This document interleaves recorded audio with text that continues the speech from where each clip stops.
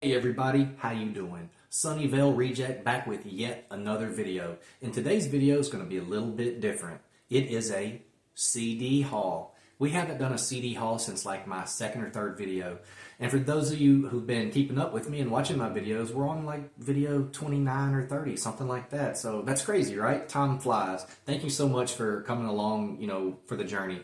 For those of you guys who don't know, I have a 2005 Nissan Titan. It is a 17-year-old truck at this point, and I'm restoring it. The only thing I haven't changed is the dashboard, and I still may. But for now, it's got a 6-disc CD changer in it made by Bose, and I've got Infinity 6x9s and 6x5s in the front doors and the rear doors, and I've got an LB Quartz 10-inch sub underneath the passenger seat. So I've got some sound, and I've always loved music and loved riding around with the windows down, listening to music. The CDs I've got for you today, they come from a variety of places. Goodwill, Amazon, thrift books, half-price books, places like that. The ones in the plastic obviously came from Amazon, and they still have the plastic on them because I just haven't opened them yet. I got them the other day, and I'm really excited about it. So without further delay, let's dig into these CDs I've got, and hopefully you'll recognize some, and if you haven't, maybe I can inspire you to check them out. Most are from the 80s and 90s, but there are a few from the 2000s. So let's go. Def Leppard, Pyromania. You guys remember this? It had such hits as Rock, Rock Till You Drop, Photograph, Stage Fright, Too Late for Love. Oh, come on. This was 1983. Def Leppard, Pyromania. Still in the plastic, but it will come off very soon. And I'll take out the CDs I've been listening to, put them away for a while, and fill my CD books with these. And I listen to hip-hop, rock, trance. I listen to it all, and I go through phases. One week will be, underground independent rock in my CD case, and the next week it'll be old school hip-hop, and then the next one will be trance from my rave days, Tricky. You guys remember Tricky? He was from England. And some might say this is trip hop. Maybe not. I always heard that he had affiliations with Massive Attack and Portishead. Definitely, I know you guys remember those bands. Is that true? Or am I making that up? Tricky. He had another great record called Max and Clay, which was really good. Money, Greedy, Mellow, Singing the Blues, Broken Homes. This is Angels with Dirty Faces. Suicidal Tendencies. Suicidal Tendencies, this is The Art of Rebellion. Every now and then you'll get a CD case with a crack on it, but they're generally okay. Sometimes the teeth in those little wheels come loose on the inside, but somehow the CDs survive and maintain. But this is a really, really great record. They jam the hell out, and especially I think it's number 11. It's going down, it's going down. That's badass, man. When was this? This is that was 1992. Here's another Suicidal Tendencies. This is Suicidal for Life. That jersey's cool. This cover's cool. Suicidal Tendencies. This was 1994. Sony Music. Suicidal Tendencies. This is a good record too. Invocation. Don't Give a Blank. No Effing Problem. Yeah, good stuff.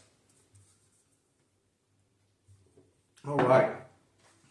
Interpol. New York Underground. Interpol. Man, Turn on the Bright Lights was a great record, and it'll go down in history. I'm sure it's in the best records of all time list, like the top 500. I'm sure it made it. I can listen to that first song and remember exactly where I was the first time I heard it, and I'm sure my heart was breaking and I was missing somebody. I will surprise you. I'll come around. I know y'all remember that. But this was Antics. I think it was their... I'd be lying if I said anything at all. I can't remember exactly when it came out. This says 2004. Slow Hands, Next Exit, Evil, Narc, Interpol. What do you know about those guys? Have you ever heard of them? Yes. House of Pain, crappy sticker on it, but Truth Crushed to Earth Shall Rise Again. I loved this record. This came on the heels of I think same as it ever was. They also did a record, The Legend, and then they had the House of Pain record. Man, I've always liked these guys. Everlast is old school, OG. He got his start with the Rhyme Syndicate with Ice-T, and he hung around with Divine Styler and a lot of badass rappers from New York. I think he was from maybe Queens and then moved out to LA later on and hooked up with Divine Styler and Danny Boy. But this is a great record, man. And the Have-Nots, Fed Up, What's That Smell, Earthquake. Man, this is good. Yeah, Fed Up featuring The Guru. That's a remix. Truth Crushed to Earth Shall Rise Again. A great House of Pain album and their last album before Everlast kind of said he got bored and went solo, Okay, check this out, y'all. Judas Priest. Yes, British Steel. Damn it. The writing is so small, honestly. I can't see anything at all. That writing is so small. But I know you guys remember this record. Was this the one with, you got another thing coming, breaking the law, breaking the law. Yeah, man, what a great record. Rapid Fire, Metal Gods, Breaking the Law, Grinder, United. This is British Steel. My dad had this album, and I used to love looking at it. I think that's one reason why I still like CDs and still buy them is because my father owned records, and I love pulling out the liner notes and reading the lyrics and looking at the pictures. And back then, bands really prided themselves on cool, art inside their albums and their cover, front and back. Good stuff. And here's one of the masters. Ozzy Osbourne, Diary of a Madman. Come on. Everybody likes Ozzy. No More Tears. This was a great one. Diary of a Madman. It's only got 8 songs on it, but they all kick ass. This is phenomenal. Over the Mountain. Flying High Again. You Can't Kill Rock and Roll. Believer. Little Dolls Tonight. This came out in 1981, I think. I'm not trying to say the wrong thing. I just can't read it because it's so small. But I remember this, man. I grew up with Ozzy. While I was still listening to Michael Jackson, Thriller, my brother was listening to Motley Crue and Ozzy, and I came into those bands a little bit later, but still love them very much. Although Vince Neil needs to stop. He can't really sing anymore. I think that's evident. Okay, moving on. But first, let's get a sippy poo. Here's a band we all know and love. The White Stripes. That anthem is maybe how a lot of people found out about them, but they've been around for a long time making wonderful music, and this guy pays homage to those that influenced him. He's done some phenomenal work. Jack White, I'm talking about. He's done some phenomenal work with Loretta Lynn as well. And y'all know, I think he has 2 other bands, and it's all good stuff, and you can tell that he really has respect for music and the craft of making music, writing, playing instruments well. Yeah, this is a great record. This came out in 1999. Jimmy the Exploder, Stop Breaking Down. The Big Three Killed My Baby, Susie Lee. The list goes on and on. Wow, the White Stripes. The White Stripes. Self-titled, I guess. Yeah. Stone Temple Pilots. Man, Interstate Love Song, Creep. They had some bangers, didn't they? This is 4. Number 4 with Down, Heaven and Hot Rods, Pruno, Church on Tuesday, Sour Girl, No Way Out. It had 11 songs on it. This is Atlantic Records. It came out in 1999. We all miss Scott, don't we? He was an incredible talent, but he lived with so many demons, apparently. But props and respect to you, man. I miss the Stone Temple Pilots. What was that first record? Core? My God. Core and Pearl Jam and Nirvana were all out at the same time. Soundgarden. What a wonderful time it was for music. But that's number 4, Stone Temple Pilots. Then we got an old school hip-hop group here, the Kottonmouth Kings. Y'all remember the Kottonmouth Kings? I watched them on tour with ICP, and I think I saw them at the Bronco Bowl in Dallas, Texas. Good show, man. They rocked it. So did ICP. Yep. They always have a bunch of songs and skits on their records. So did, ICP did too. Eminem does as well. NWA did back in the day, Dr. Dre. Controlling, I can't even read that. Living Proof, Marijuana. Think for You. Okay, some of this is so hard to read. City to City, featuring Tech Nine. Anyway, I can't read that stuff too well, but I know the record's good, and I like Tech Nine too, so respect to him too. All right. That's Kottonmouth Kings. That's Cloud Nine, and that came out in 2012, I guess. It also says 2021. Maybe it was re-released. Yeah. Okay, so here's an independent band from back in the day that I have always loved and appreciated. The Faint. This is Doom Abuse. Doom Abuse. It's got a ring to it, right? This came out in 2014, and it's got 12 songs on it. You Need Help in the Head, Mental Radio, Evil Voices. Yeah, man, that lead singer and that keyboardist, God, they rock. They really do. I got to talk to the lead singer for a little bit in Fort Lauderdale at a show. My wife is Colombian, and at the time, she didn't really know that much about, American music. And I was like, that's that dude right there. That's the lead singer. He was sitting up against the wall, hanging out. And she didn't believe me, but when the show started, she knew it was him. This is The Faint. This is Doom Abuse. And they are like an electronic rock band. A lot of electronic sounds, some keyboards, things like that. But guitars, man, and drums, they're just amazing. They really are. Their stuff really hits and has a lot of bass. And it's deep stuff, too, This is what I'm listening to in my truck right now. This is Sugar Ray. What?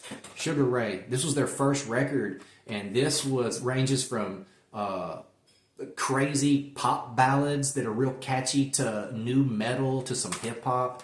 These guys were amazing. And this album is heavy. They went pop after this because someday... When my life will... No, whatever. You know what song I'm trying to sing. I purposely forgot the lyrics to that because it came on the radio so much, it got stuck in my head for years one time. And short story, one time I hadn't seen my friend Aaron in like 5 years. And I fly back to Mississippi to see him, and we're hanging out, and he goes, someday.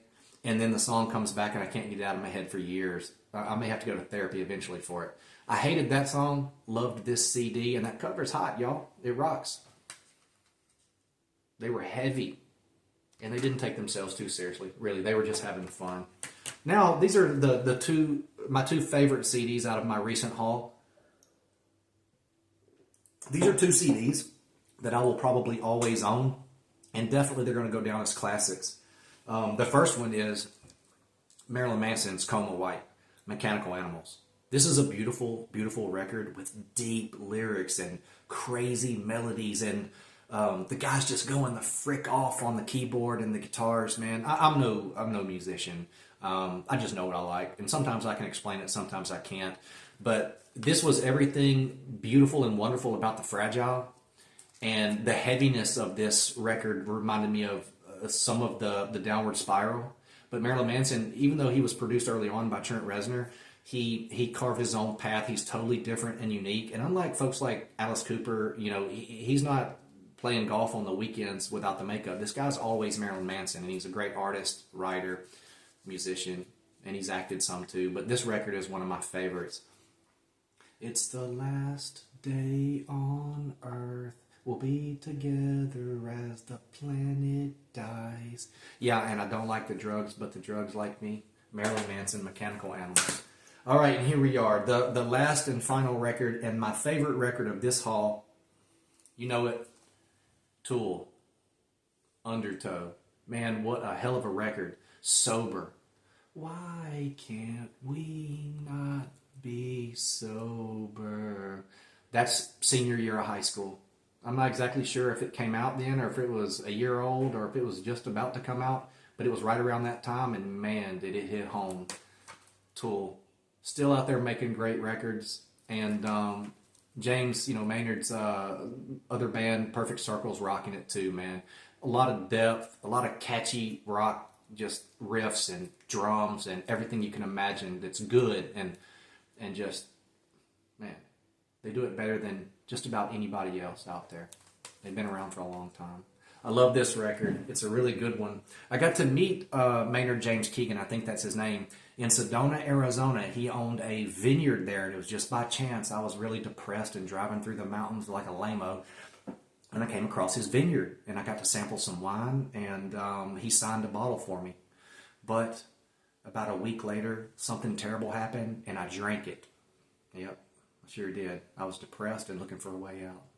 Anyway, listen, guys, I hope you had fun. I had fun. I still listen to CDs like a maniac, even though some people think it's crazy. Do you listen to CDs at all? Do you still listen to records, or do you just listen to digital music, through Spotify or iTunes or whatever? It's all good. Listen, you guys are amazing. I won't take up too much more of your time, so have a great day, and we'll talk soon.